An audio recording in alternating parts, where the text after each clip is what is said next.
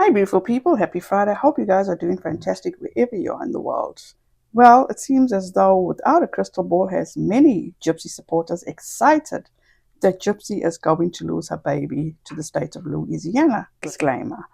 I am not a fan of Gypsy Rose. Anyways, back to Without a Crystal Ball. Apparently she made a video making a false statement that Gypsy is going to, as I said, lose her baby to the state of Louisiana. She also posted all this information to her Instagram and Facebook, misleading people. Before we get into that post, I want to go over this post that she made a few days ago. People ask me why my feed has been recently focused on Gypsy Blanchard. It's simple. I have been given access to records that have been withheld from the documentaries intentionally, and they disprove the narrative that Gypsy was an innocent victim in a mother's murder. Also, because Gypsy is actively using trolls to dig up dirt on journalists, podcasters, and content creators via her loyal supporters, she is doxing and threatening anyone that reports the truth of her case. How is that acceptable? Katie Joy knows full well that Fancy had the records, and she knew that Fancy got the records from Christy. Katie Joy even spoke about how Fancy was using the records against the Blanchards. So why would she say that she got access to the records that was withheld from the documentaries? What has the documentaries have to do with Katie Joy ignoring the facts and being complicit and condoning what Gypsy and the Blanchards was doing for 5 years?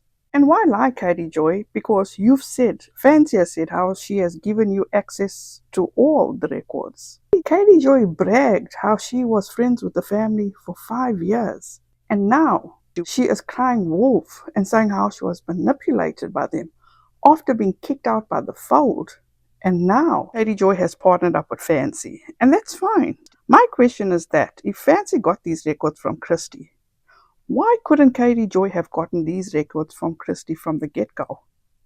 Especially if she says she had doubts or didn't believe what the Blanchards were telling her for 5 years, rather than where she is today, claiming she was manipulated by them. Well, anyway, it's very rich coming from Katie Joy, now accusing Gypsy of using trolls to dig up dirt on people and doxing and threatening people. Now, Katie Joy did admit that she was a mentor to Gypsy. So, was Katie Joy the one teaching Gypsy how to dox, dig up shit on people?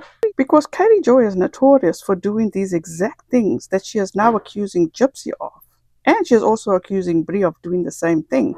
Also, not a fan of Brie, so don't get things twisted. And I will show you receipts of when Katie Joy herself doxed people. Did Gypsy learn all this from her? Rules for thee, but not for me, Katie Joy. Now let's move on to her false reporting. Now I have consulted with an attorney, and since he is not here with me, this is completely hearsay. And I also spoke to someone that knows about the corrections. I don't expect anyone to take my word, and that's fine. Gypsy Blanchard's baby can be taken from her under Louisiana's child custody and protection laws. Then she adds the screenshots, which I will get to after I read a post. Exclusive.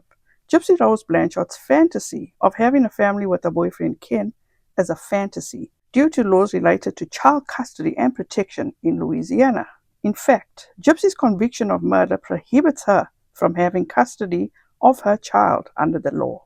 I am going to stop there. You guys can pause and read this BS in its entirety. The law cannot prohibit someone from getting pregnant because of their criminal convictions. Gypsy Rose's conviction does not affect her having a child. And by her being on parole, does not prohibit her from having a child. She has served her time, and even though, as I said, she is on parole, she will not lose her child to Louisiana State. Period. The bottom line is the only way Gypsy could lose her child is if any harm is brought to their child under her care, through her negligence, and by her even trying to harm her child. Period. Now, if Gypsy had a child when she manipulated Nick to take her mum out, Gypsy would have absolutely lost custody of her child. But that's not the case here. I am not going to read this any further because the rest of this post is just sensationalized for clicks and views. By the way, a TikToker actually spoke out about this post that Without a Crystal Ball made, and Gypsy responded to that TikTok creator, and this is what she said. Confirmed with my attorney that this is not accurate. They cannot take my child away without cause, even as a felon. Now, Katie Joy claimed that she spoke to a woman with over a decade of experience with working with re-entry inmates, and also she spoke to someone with direct experience with DCFS, and the news is not good for Gypsy. I don't believe Katie Joy spoke to anyone in these fields, and I will tell you why. First off, in my opinion, Katie Joy always seems to make up shit to make herself credible. And secondly, that is how Katie Joy actually got in a defamation lawsuit with Todd Chrisley by allegedly making up a story and saying that she got it from a source, and she didn't have a source. So with that said, let's go back to these screenshots. These screenshots were taken of two different websites of two different law firms in two different states.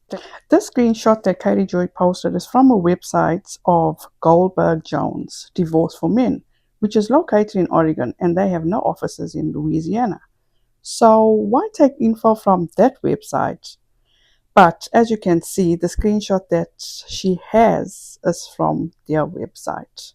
The second screenshot is from a website of Brett K. Duncan and Co., attorneys at law in Louisiana. And that screenshot she used basically explains if convicted of certain crimes, how a parent can lose custody of their child or prevent them from gaining or retaining custody of their child. None of these screenshots tell you what she reported in her posts. Did Katie Joy again probably steal a smaller creator's content? It wouldn't surprise me. And why the need to even insert these screenshots if they are of no relevance? My guess is that she was trying to make herself come off as though she did her due diligence, she researched, and she knew that people will just overlook it and not even bother, and basically just take her word for whatever she posted. Let me know your thoughts in the comment section. Now, remember I said I would show you when Katie Joy herself did exactly what she is accusing Gypsy and Bree of, and that's doxing people.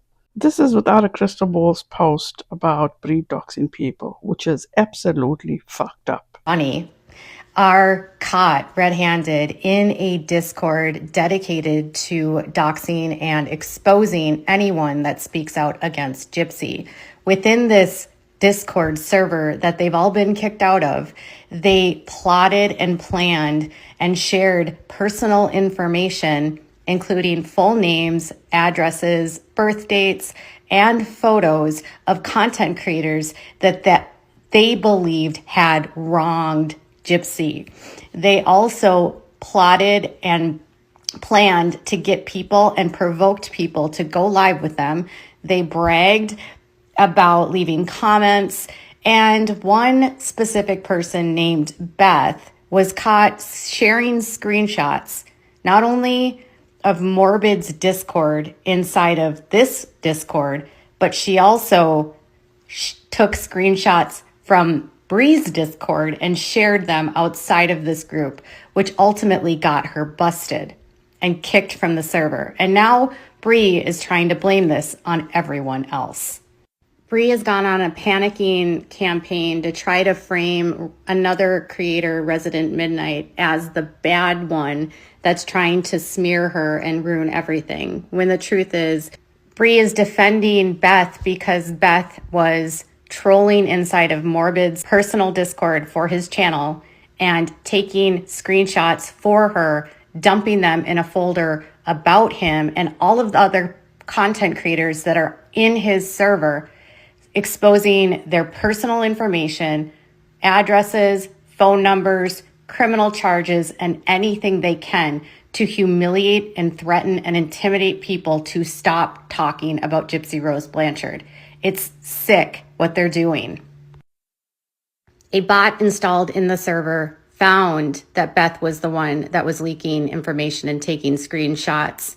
And on top of this server, they also had a private server with only 5 members, where Bree was sharing information about content creators.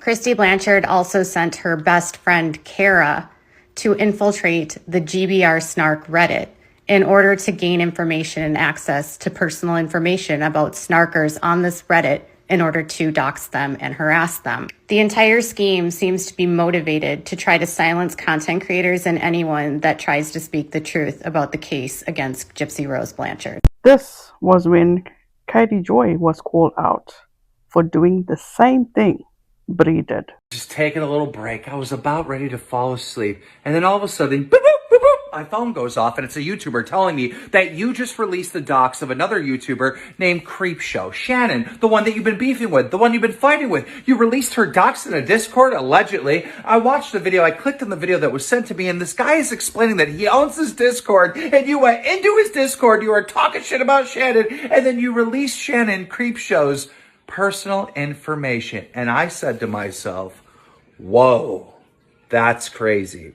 Because currently you're being sued by Toddy Westbrook, and she's saying basically you were like stalking her and making up stories about her and harassing her. And I don't know if the lawsuit actually says the term stalking, but you know what I mean, right? That you allegedly did all these things. And then other YouTubers came out, one of those being Creepshow, saying that she was being stalked by you, or constantly tweeting about her, right? And now this, and now this. Now let's hear directly from the person that Katie Joy doxed in a Discord. I just wanted to let you know, I did respond once again to the email Katie sent, this time forwarding it to her YouTube content manager, asking him if we could discuss one-on-one how she admits to maliciously sharing my docs in that email, saying it's malicious, because I feel like that violates YouTube's terms of service, and I feel like something should be done about that, because that's not cool. Those of you who missed any of the videos going over the emails, basically Katie was CCing her partner manager to say YouTube really cares about this. Without realizing in the emails themselves, she admits to sharing my docs maliciously. But also says, I wanted to give this information to people who are making videos on you, Shannon. That way they can attack you. And I was like, so you maliciously shared my docs. Like the general logic of admitting, I shared your docs. It was an accident, but I shared it. But I also did it so people could send you hate. Ma'am? And you CC'd YouTube on it? I love it. You guys, I apologize for the poor audio on that, but there you have it. How can you go after Bree for doing something fucked up like that when Katie Joy herself also did fucked up shit like that? And another thing is that she may come forward and say, oh, but this person, Shannon, did such and such and such. No, this was before Shannon was exposed for doing such and such and such. She, without a crystal ball, continues to dox people within the past few months, and even as recent as maybe a month ago, a month and a half ago, she doxed Gypsy Rose's ex, Dan. She also doxed Miranda, Derek. So you guys, there you have it. That's all I have for now. Thank you so much for taking the time out to watch this video. I appreciate each and every one of you. Have a wonderful rest of your day and weekend. Please be safe out there. Be kind to one another. And don't forget, make good memories. Bye, guys.